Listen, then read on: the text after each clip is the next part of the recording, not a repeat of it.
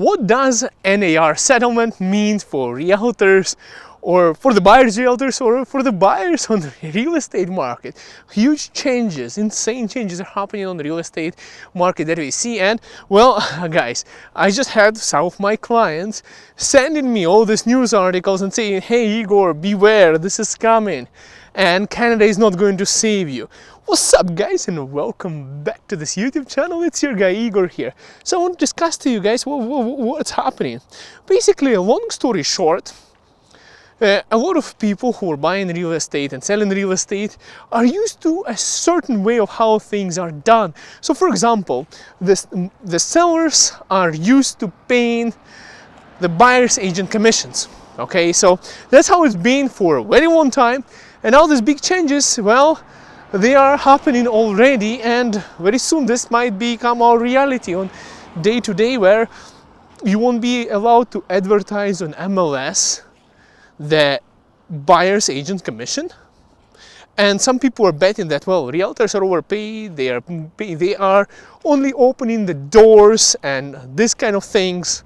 So let me tell you guys what I think about it for realtors and from the buyer's perspective. We'll cover both of these perspectives in this video. I'll try to make it shorter, but here's what's happening.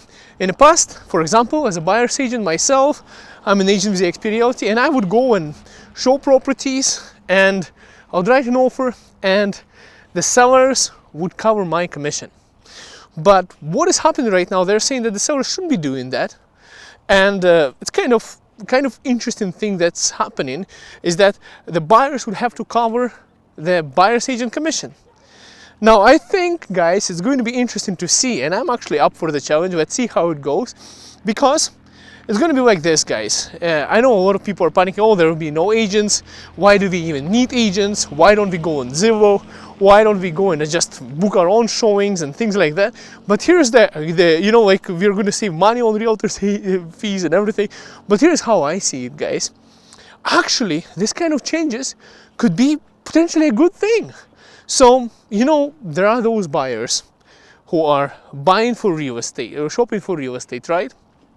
And they use multiple agents. So there are those buyers who refuse to sign representation agreements and they shop around.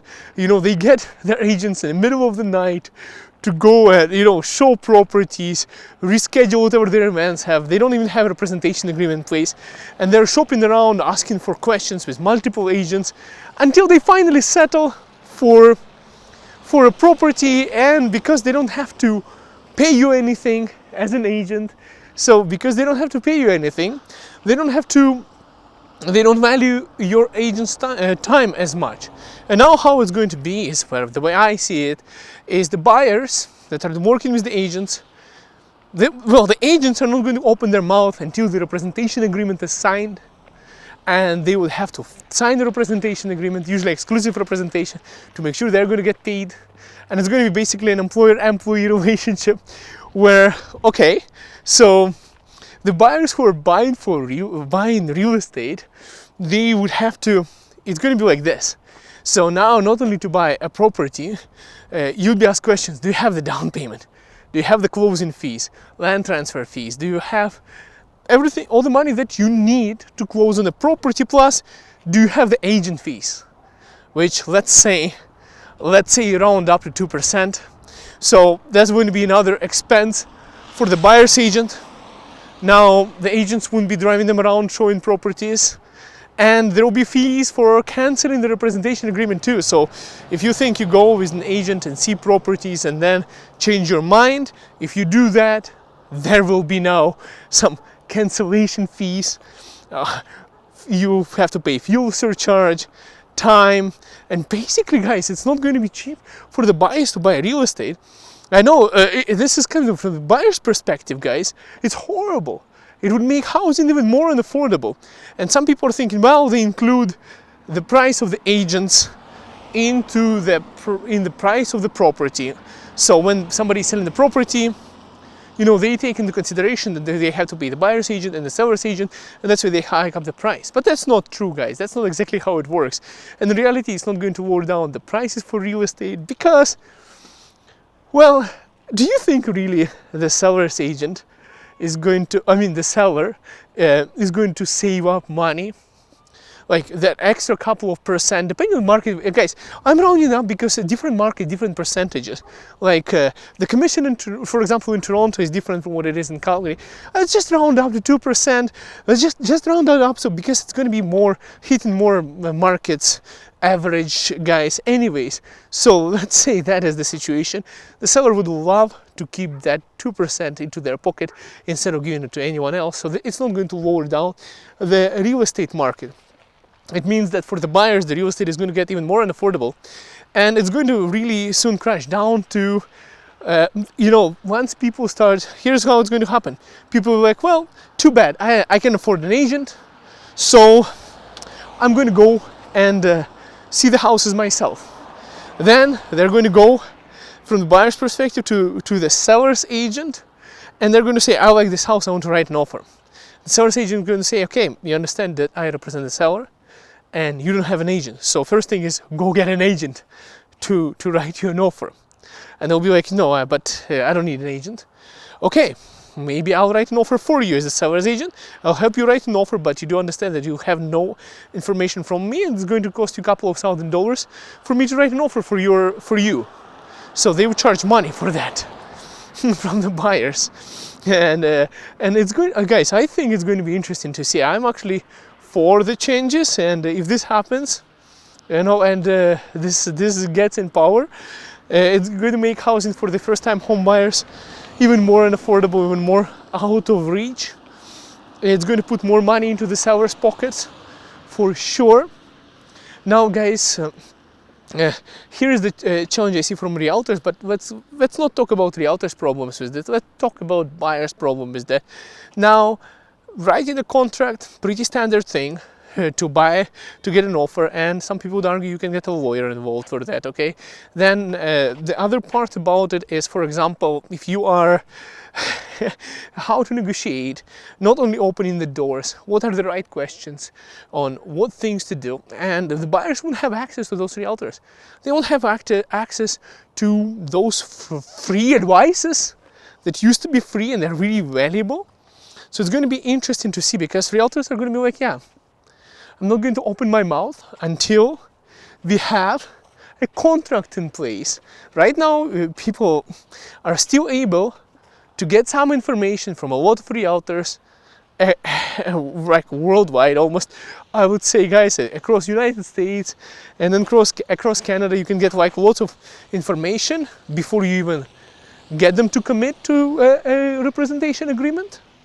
Okay, but it's going to be like, yeah, I'll open my mouth, we'll talk real estate after you sign this paper only, and only once we talk about my compensation on this matter, and it's not going to be cheap.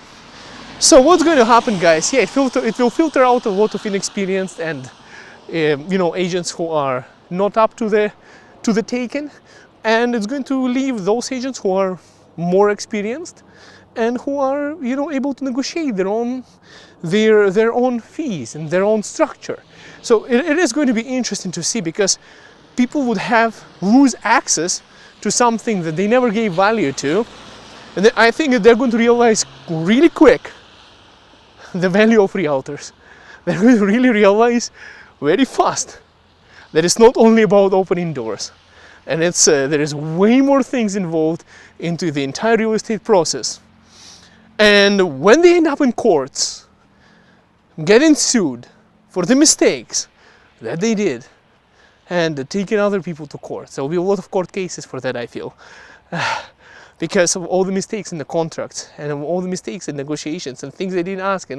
It's going to end up way more in costs for buyers and sellers if that change is to come to power.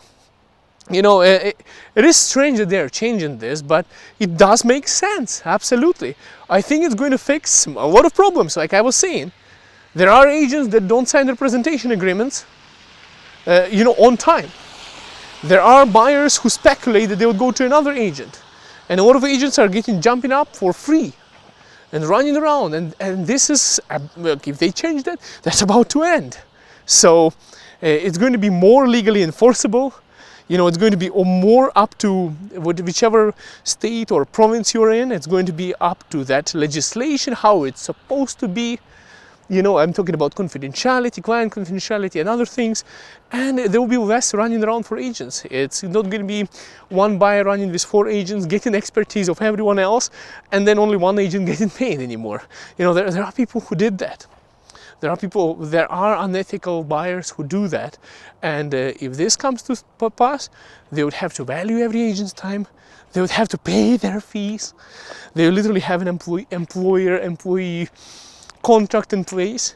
Now here's the tricky trick that I'm wondering how the agents and brokerages would be enforcing this legislation is if this comes to pass. And it's going to be interesting because now, you know, for example, why it works so awesome for the seller's part is when the sellers sell, usually the listing agent would check to make sure they have enough equity to pay the fees, the brokerage fees, okay, for the buyers and the seller's side. But here's the problem.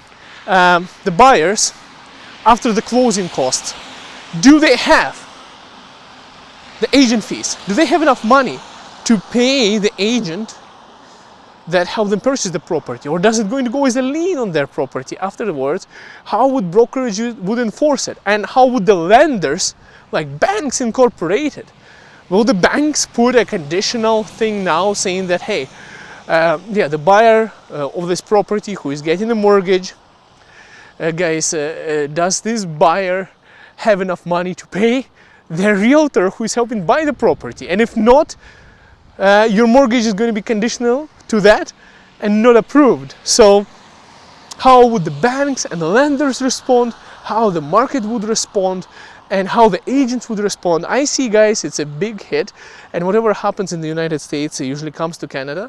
So I decided to go in advance and talk about this matter. I think, is it a bad thing? Well, it is kind of, but I don't think it's that bad. I don't think it's hello. I don't think it's that bad, guys, because it's just going to make a little bit more competition on the market.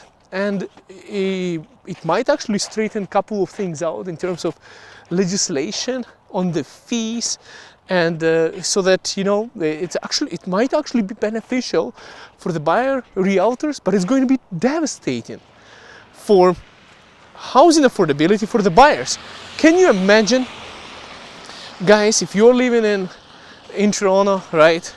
You have to pay, you know, not only you have to save up, let's say, 20% down payment for the property, not only have land transfer fees, municipal, provincial fees, lawyer fees, inspections, appraisal.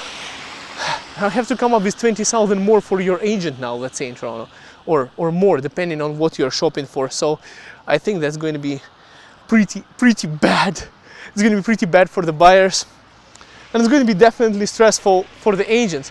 But anyways, guys, let me know what you think about this new settlement, and what do you think? Is it going to be a good thing for real estate? And what do you think about this huge change that is about to happen? It's actually going to be changing the industry. I see a lot of agents are going to probably leave. They're going to be working part-time, and a lot of buyers are going to be screwed up by not being represented. And yeah, and those who are represented would have to pay higher fees. Anyways, thank you so much for watching, guys. We'll see you in the next video. Bye for now.